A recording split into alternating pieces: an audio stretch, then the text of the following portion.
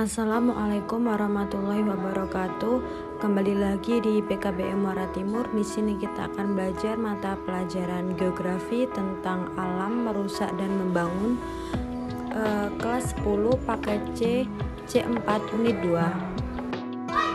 Materi yang pertama yaitu tentang pelapukan. Pada awalnya permukaan bumi kita merupakan lapisan batuan yang keras dan tandus, tetapi karena suatu proses alam, maka batuan-batuan keras tersebut menjadi hancur dan berubah struktur serta susunan kimianya. Itulah proses pelapukan yang mampu mengubah batuan. Pelapukan adalah peristiwa hancurnya batuan dari gumpalan besar menjadi gumpalan kecil sampai menjadi sangat halus. Pelapukan bisa terjadi secara mekanik, kimia maupun secara organik. Proses pelapukan batuan membutuhkan waktu yang sangat lama. Semua proses pelapukan umumnya dipengaruhi oleh cuaca. Batuan yang telah mengalami proses pelapukan akan berubah menjadi tanah. Apabila tanah tersebut bercampur dengan mineral lainnya, maka tanah tersebut dinamakan tanah mineral.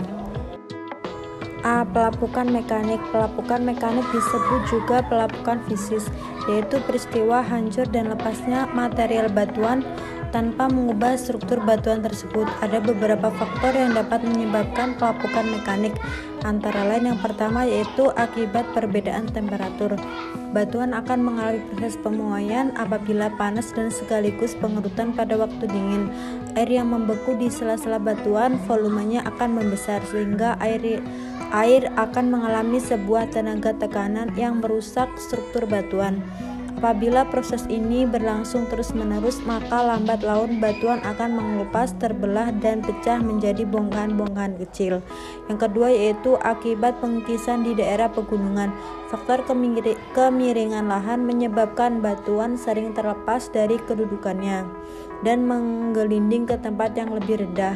Pada saat batuan mengelilingi, ia akan terbentur dengan batuan lain yang mengakibatkan batuan tersebut sehingga batuan tersebut menjadi pecah atau hancur.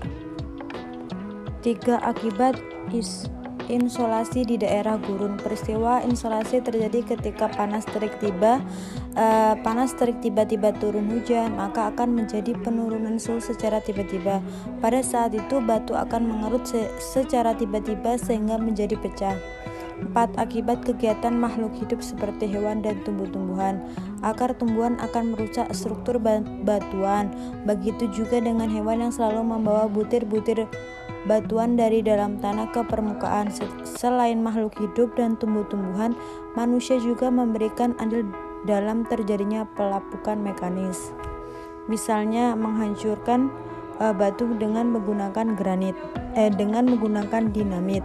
Yang kelima yaitu akibat perubahan air garam menjadi kristal. Jika air mengandung garam pada siang hari, karena panas airnya menguap dan garam akan mengkristal. Kristal garam ini tajam dan dapat menggores atau merusak batuan di sekitarnya, terutama batuan karang.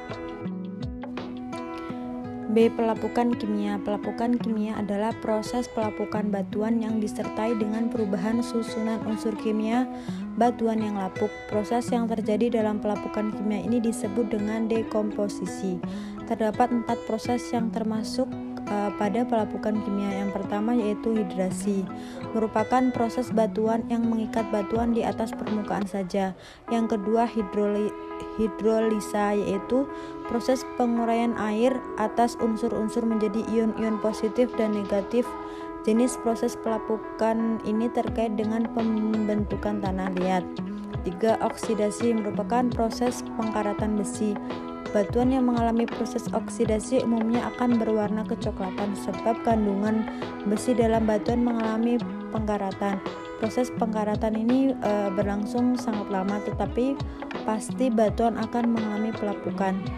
Yang keempat, karbonasi, merupakan pelapukan batuan oleh karbon dioksida. Gas ini terkandung pada air hujan ketika masih menjadi uap air. Jenis batuan yang mudah mengalami karbonasi adalah batuan kapur. Air hujan yang banyak mengandung C2O dapat melarutkan batu kapur. Proses pelapukan batuan secara kimia di daerah dapur disebut dengan stratifikasi. Yang kelima yaitu pelapukan organik. Pelapukan organik biasa disebut dengan pelapukan biologis, merupakan pelapukan batuan yang disebabkan oleh makhluk hidup atau organisme. Penyebab pelapukan ini adalah makhluk hidup antara lain manusia, hewan, maupun tumbuhan.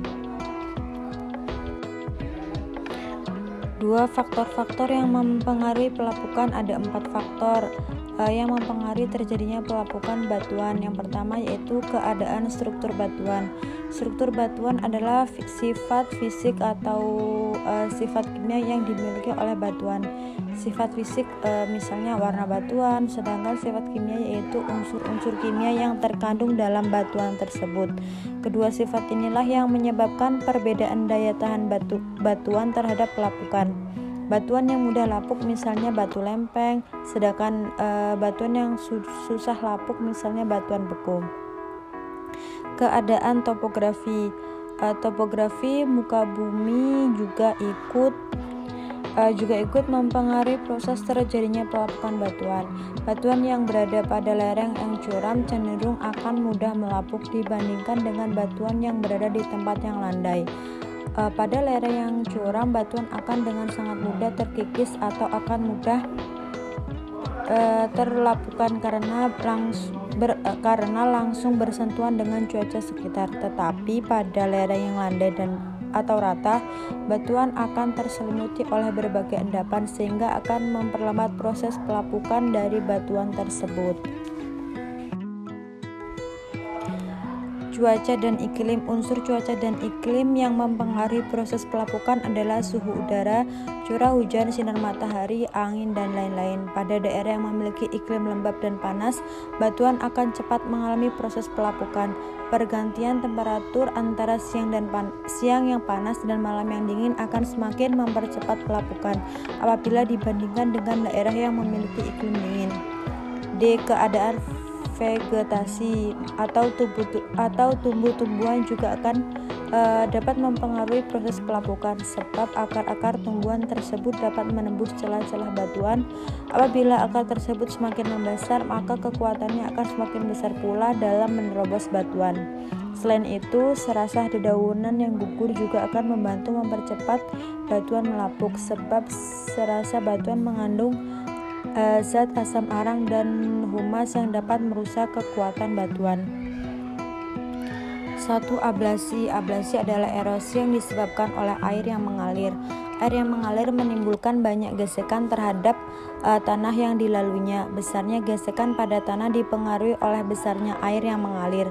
Erosi yang disebabkan oleh air yang mengalir dibagi dalam beberapa tingkatan sesuai dengan tingkatan kerusakannya. Yang pertama yaitu erosi percik atau splash erosion, yaitu proses pengikisan yang terjadi oleh percikan air.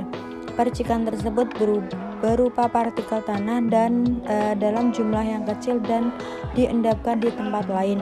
Yang kedua yaitu erosi lembar atau sheet erosion, merupakan proses pengikisan tanah yang tebalnya sama atau merata dalam suatu permukaan tanah. Yang ketiga yaitu erosi alur atau rill erosion, yaitu erosi yang terjadi karena air yang mengalir berkumpul dalam suatu cekungan sehingga di cekungan tersebut terjadi erosi tanah yang lebih lebar. Yang keempat yaitu erosi parit atau gully erosion, merupakan erosi yang terjadi karena saluran air yang terbentuk telah dalam sehingga tidak dapat dihilangkan dengan pengolahan tanah biasa. 2. Abrasi. Abrasi yaitu erosi yang disebabkan oleh air laut. Tinggi rendahnya abrasi dipengaruhi oleh besar kecilnya kekuatan gelombang. Abrasi merupakan pengikisan di pantai atau di pantai oleh pukulan gelombang laut yang terjadi secara terus-menerus terhadap dinding pantai. Seperti contoh gambar ini merupakan abrasi pantai. 3. Eksarasi yaitu erosi yang disebabkan oleh hasil pengerjaan es. Jenis erosi ini hanya terjadi pada daerah yang memiliki musim salju atau di daerah pegunungan tinggi yang puncaknya diselimuti oleh salju. Proses terjadinya eksarasi disebabkan oleh turunnya salju pada lereng atau perbukitan dan mengangkut material yang dilaluinya. Seperti contoh gambar di samping. Selanjutnya yaitu deflasi, yaitu erosi yang disebabkan oleh tenaga angin. Karena kekuatan angin hanya mampu menerbangkan pasir atau debu dengan ukuran kecil, maka deflasi tidak sanggup mengangkut material dalam jumlah besar. Meskipun demikian, lama-kelamaan material yang ditimbun juga menjadi banyak. Biasanya erosi angin ini banyak terjadi di daerah gurun. Bentukannya yang ditinggalkan adalah bukit-bukit batu di gurun pasir seperti contoh gambar di samping. C. Sedimentasi merupakan pengendapan material hasil dari pengikisan dan pelapukan oleh air, angin atau gletser ke suatu wilayah yang kemudian diendapkan. Semua batuan hasil pelapukan dan pengikisan yang diendapkan lama-kelamaan akan menjadi batuan sedimen atau batuan endapan. Hasil proses sedimentasi di suatu tempat dengan tempat lain akan berbeda. Berikut adalah ciri bentang lahan akibat proses pengendapan berdasarkan tenaga pengangkutannya. Untuk yang pertama yaitu pengendapan oleh air sungai buatan. Hasil pengendapan oleh air tersebut sedimen akuatis. Bentang alam hasil pengendapan oleh air antara lain yang pertama yaitu ada delta. Meander merupakan sungai yang berkelok-kelok yang berbentuk karena adanya pengendapan. Proses berkelok-keloknya sungai dimulai dari sungai bagian hulu. Proses meander terjadi pada tepi sungai, baik bagian dalam maupun bagian luar. Di bagian sungai yang alirannya cepat akan terjadi pengikisan, sedangkan bagian tepi sungai yang lambat alirannya akan terjadi pengendapan. Apabila hal itu berlangsung secara terus-menerus dan maka akan membentuk meander. Yang kedua yaitu ada oxbow lakes, yaitu kelokan sungai atau meander yang terpotong dan terpisah dari aliran sungai sehingga terbentuk oxbow lake atau disebut dengan sungai mati. Yang ketiga itu ada delta, merupakan pengendapan sedimen oleh air sungai. Pasir akan diendapkan sedangkan tanah liat dan lumpur akan tetap terangkut oleh aliran air. Setelah sekian lama akan terbentuk lapisan-lapisan sedimen. Akhirnya lapisan-lapisan sedimen membentuk dataran yang luas pada bagian sungai yang mendekati muaranya dan membentuk delta. Yang keempat yaitu ada tanggul alam, terjadi apabila volume air meningkat secara cepat, terjadi banjir dan air meluap sehingga ke tepi sungai. Saat itu surut bahan-bahan yang terbawa oleh air sungai akan diendapkan di tepi sungai. Itu tadi materi tentang geografi tentang alam. Mungkin kalian bisa melihat lagi di berbagai referensi lain dan tidak lupa untuk membaca modulnya. Itu tadi materinya. Saya ucapkan terima kasih, semoga bermanfaat dan saya akhiri. Wassalamualaikum warahmatullahi wabarakatuh.